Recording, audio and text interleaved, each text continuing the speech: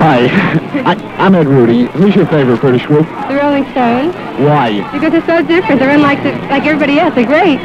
Why do you like the Stones? Well, they're very different. That's different. It's different than all the other groups. Because they're different, they're new. Where are you from? The village.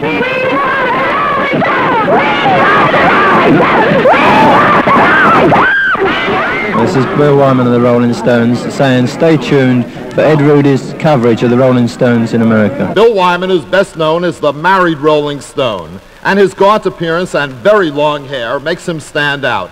Bill plays the bass guitar with the group and the piano for his own enjoyment. He is 5 feet 8 inches tall and was born on October 29, 1941 in Lewisham, just south of the Thames River near London. He is the father of a baby boy. Bill Wyman enjoys reading poetry, and his hobby is studying the stars. But he hasn't had much time for it since he became a star himself. One of you is married. Who is that? Me. I knew it. That's why I asked. Do you find that your fans are any different than the rest of the fellas? Do you attract a unique type because you're the married Stone? No, I think it's just the same, you know. It doesn't seem to make difference to them too much. Not in England anyway. I don't know about America. But in England, the fans are fans, whether you're married, single, divorced, or, you know, just horrible. Do you find a great deal of difference between the American gals and the British gals as fans? We're not going to ask you anything else because you're a married man. I'm sure you wouldn't know. But as fans? No, they seem just as interested in you, you know. And they scream just as loud and they like your records just as much. I think they're about the same. Are the Pebble people here wilder than they are in England? No, about the same. You mean you get this fantastic response practically any place in the world that you go? Yeah, all except for Switzerland. They're a bit old-fashioned there. Yeah, well, gee, that country has been there so long, I imagine there's a shortage of teenagers. A shortage of something. I don't know what it is, but it's short of it, you know. What's your reaction to some of these horrible magazine articles? Well, as far as what they say about us, it doesn't bother me because I think the true fans know what we're like and the people who like us. And as far as they're concerned, writing them, I think it only shows up their lack of, you know, writing well. That's all. If they've got nothing better to write about, I think, you know, they should give up. Right.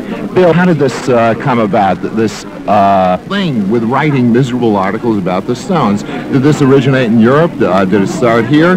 How did it come about? It started when we started in England, you know. But by now in England, everybody knows what we really are like, so they don't write things that are untrue, you know. But of course, whenever you go to a new country, as we are fairly new in America, you get the same thing starting again, you know. And after a certain period, it will wear off. Thank you.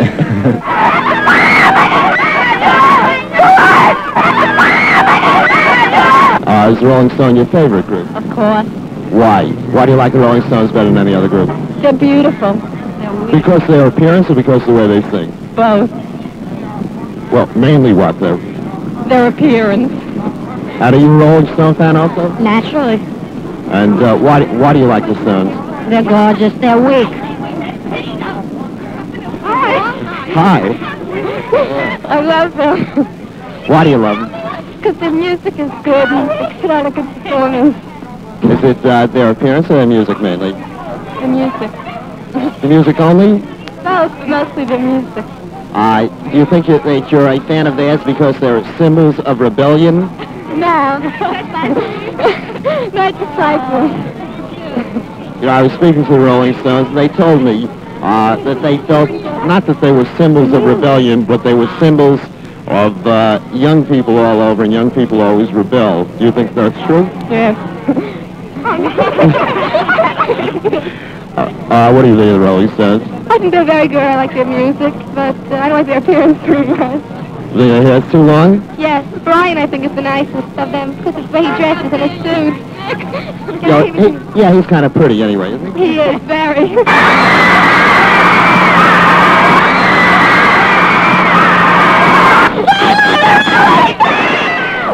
This is Keith Richards of the Rolling Stones. You've got to stay tuned for Ed Rudy's coverage on the Rolling Stones while they're in America, okay? Keith Richards is the lead guitarist for the Stones and started playing when he was a very young child. He is 5 feet 10 inches tall and was born on December 18th, 1943 in Dartford, England. His family name is Richards, but Keith dropped the S because he thought the name Keith Richard sounded better. He was a good student and attended Sidcup Art School, where he won many prizes. He is quite quiet off stage, but a standout performer on stage with the Rolling Stones. Would you join a Stamp Out the Beatle club?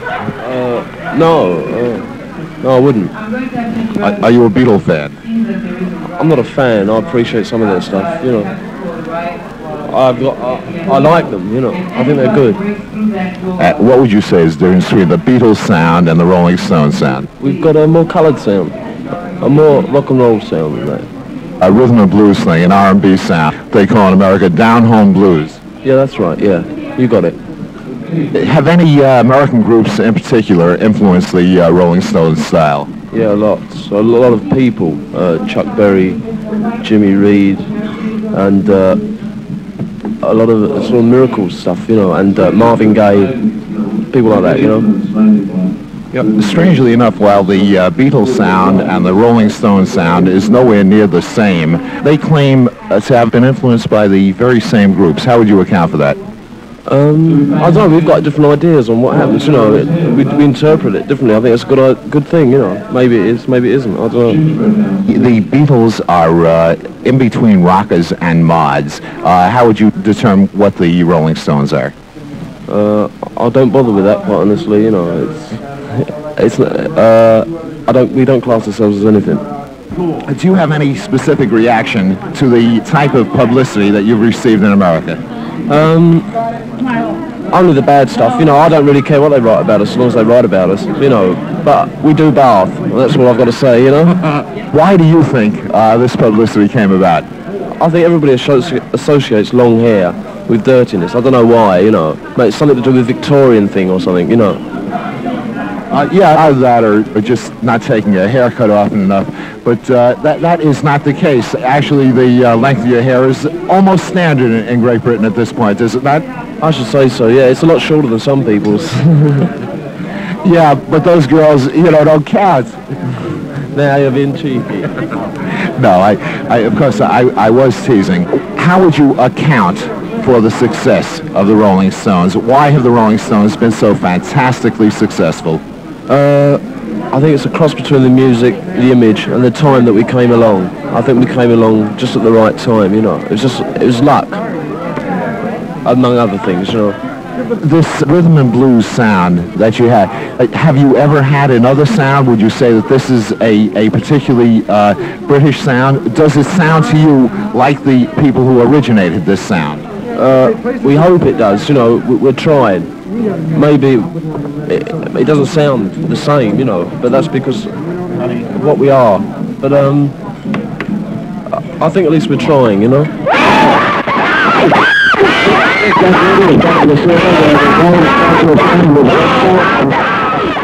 What's your favorite British group? The Rolling Stones. Rolling Stones. They're great. What makes them so great? Well, their music, and they look great, and they got good personalities. What do you think of the sound? I like them too. Why? Because they look nice, and they have good music, and they're sexy. Mick is just oozing with sex. I love him. And Brian. Are they symbols of rebellion? I don't think so. No, I think that, I don't know, the music is great. I don't know if they're...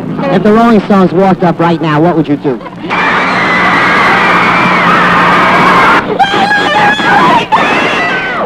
This is Eric Easton, the manager of the Rolling Stones. Stay tuned for Ed Rudy's coverage on the Rolling Stones. Eric, you're the manager of the Rolling Stones, the world's most popular recording group at this point, right? Well, that is correct.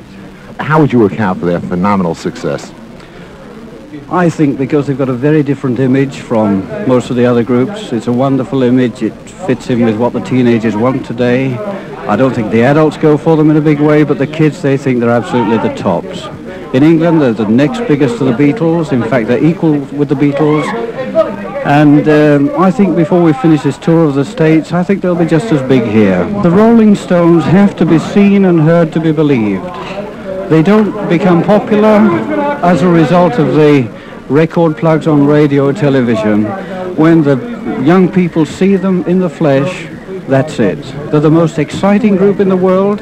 And if the Rolling Stones are going to appear anywhere near where any American teenagers are living, they should go and see the Rolling Stones because they are fantastic. How did this bad public image originally start? I don't understand it. It's not a bad public image. The teenagers think the Stones are wonderful. It's the older people who resent the Stones.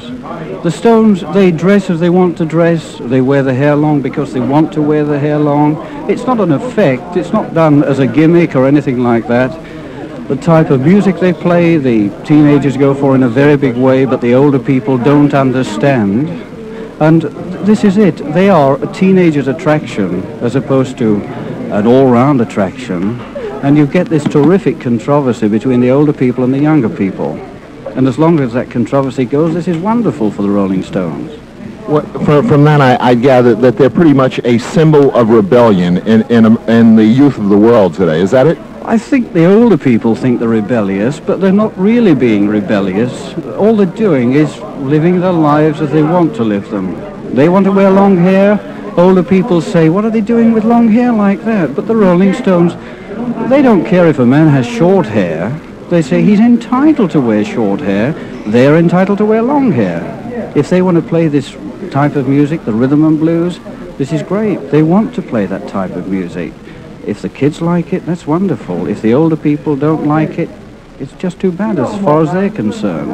But they don't do it to be intentional rebels, if you know what I mean.